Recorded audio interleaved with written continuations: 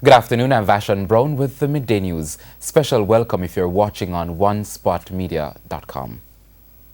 Resist extortion attempts by individuals linked to arrested Klansman gang leader Andre Blackman Bryan.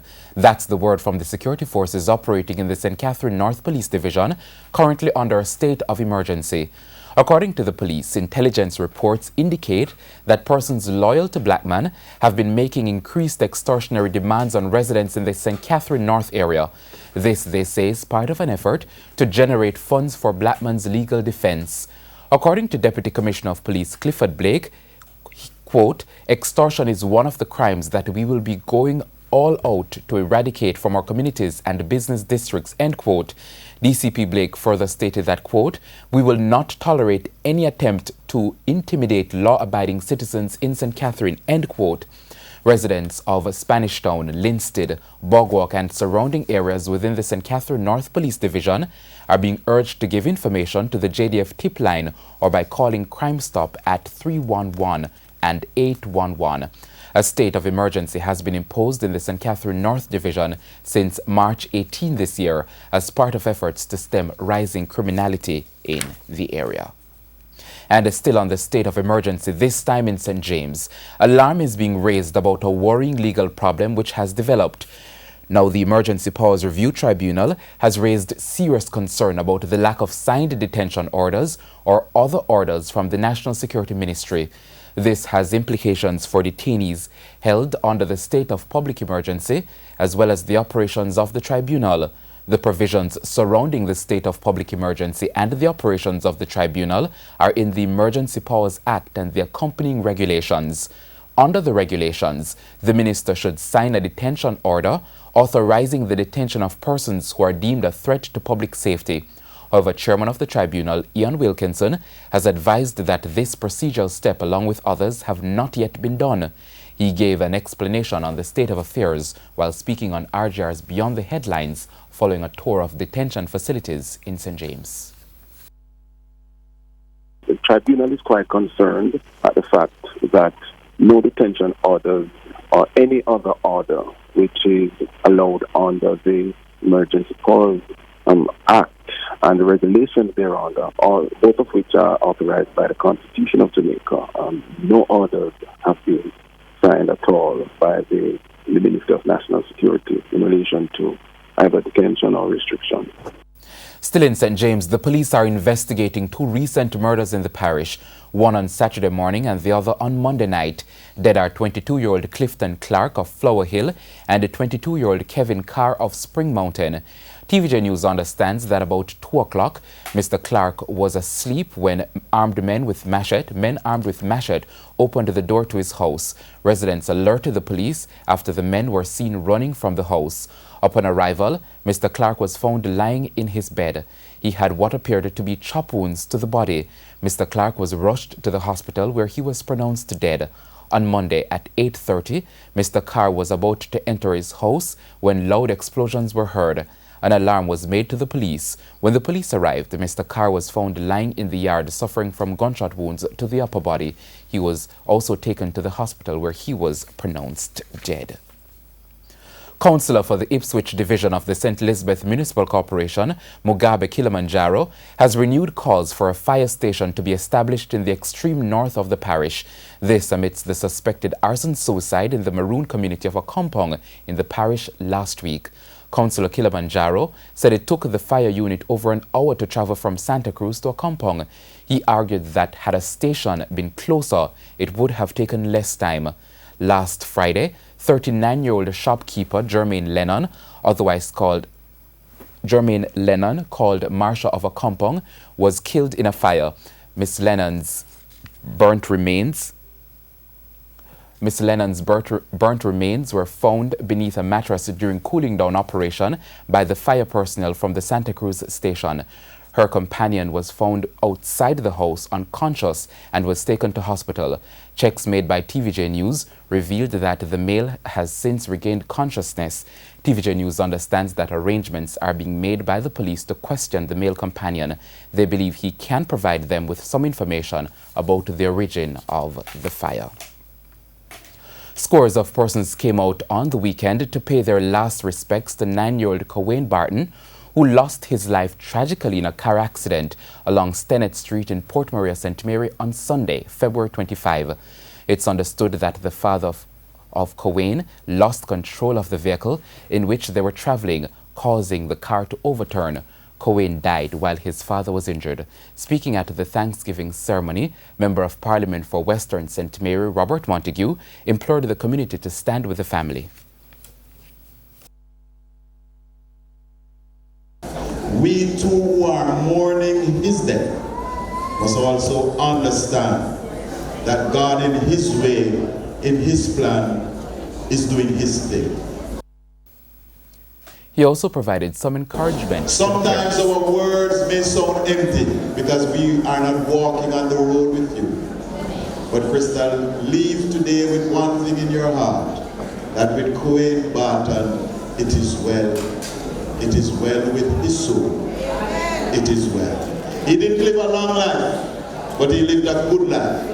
And he lived a life that was blessed by God. And it is written that whom God bless. Amen. The Press Association of Jamaica, PAJ, has taken issue with the media being denied access to cover yesterday's swearing-in of the new cabinet ministers at King's House. The PAJ has issued a statement reminding Prime Minister Andrew Holness and the government that the media should be allowed to cover national occasions and not be relegated to getting pool photographs from the government's information service. It rejected the excuse given about lack of space and facilities.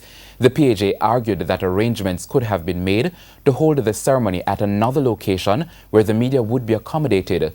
The Press Association expressed regret that having already raised this issue with the Holness administration and the previous government, it continues to recur. It says governments need to demonstrate openness, transparency and commitment to free and open coverage by the media, not just when it is convenient to them, but as a matter of principle. Meanwhile, this was the response given by the press secretary in the office of the Prime Minister, NAOMI Francis, for the media not being allowed access. The fact is that King's House is going through some renovations, and in fact they had to pause the renovations at King's House while we held this brief ceremony.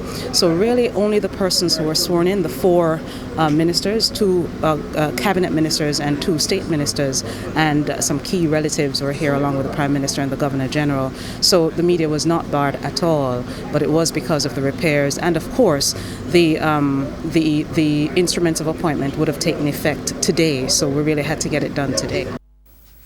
And time now for a look at what's coming up in this evening's health report. In the next edition of the health report, we look at pneumonia. If you get a pneumonia, you have cough, you're having a fever, shortness of breath, then one of the first things to do is to deal with those symptoms immediately with what you have available at home. Antihistamines can help with a lot of the sneezing, runny nose, and some of the cough symptoms. And there are lots of cough and cold medications out there. Although if you have high blood pressure, you should avoid anything with a decongestant. Apart from that, then you should see your doctor if the symptoms are unusually severe or they're not resolving on treatment at home. That's the health report this evening in Primetime News. And now for today's Healthy Living tip.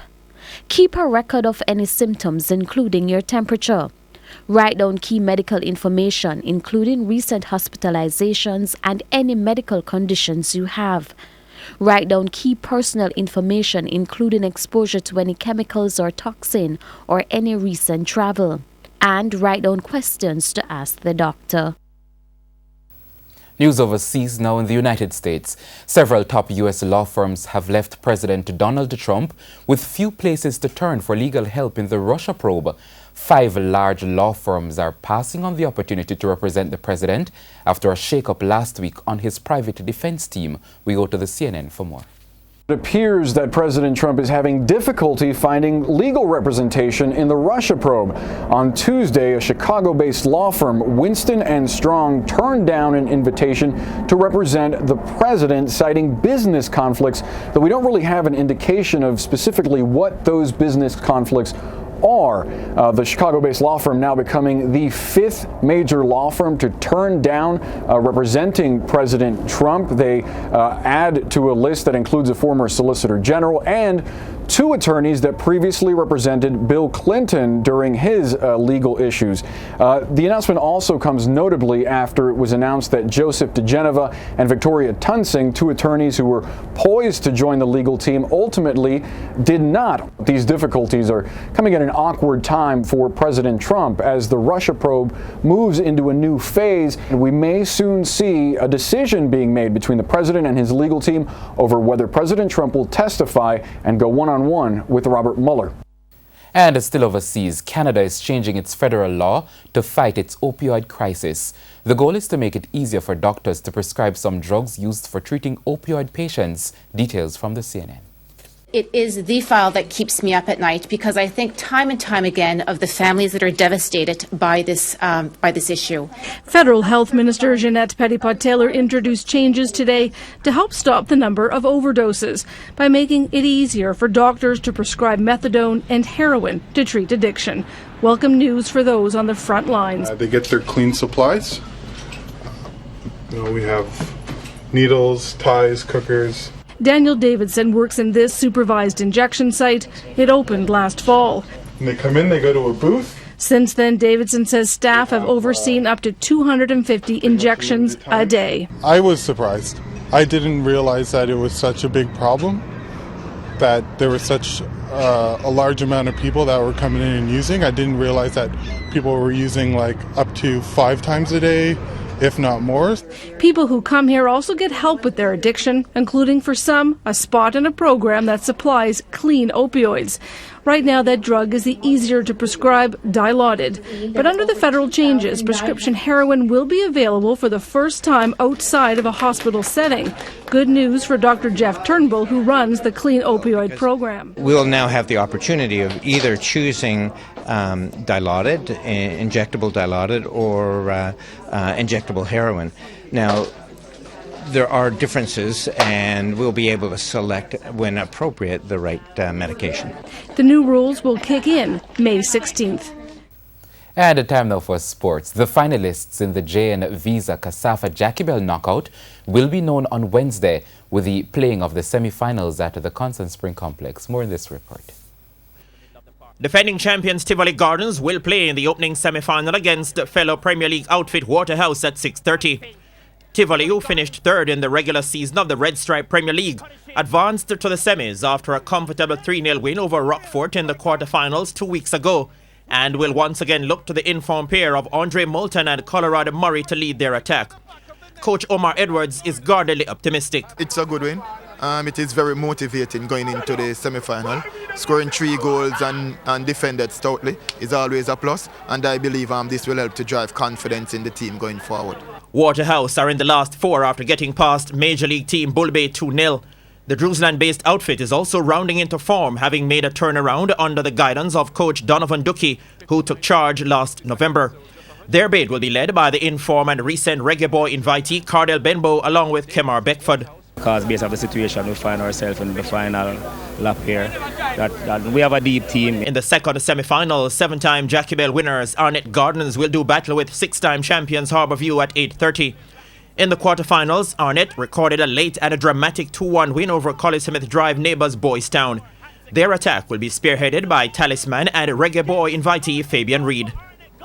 Harbourview secured their place in the last 4 courtesy of a 2-1 win over Major League side Brownstown. But we're hoping that these players who can get a chance to get them upbeat and ready for that next game. The Stars of the East will be looking for an all-round effort from the likes of Captain Nicholas Beckett, Peter Lee Vassell and informed striker Deshane Beckford. Coach Ricardo Bebe Gardner wants to see more improvement from their quarterfinal showing. We just have to learn to continue to work hard at the way we want to play, the way we want to function in the system that we play, and make sure that we do that 100% on the game day. TVJ Sports Network will have live coverage of Wednesday's matches, starting with a pre-game show at 6:15 for the first semi-final. And that's the Midday News. I'm Vashon Brown. Join us at 7 for Primetime News Package. On behalf of the news, sports and production teams, have a good afternoon.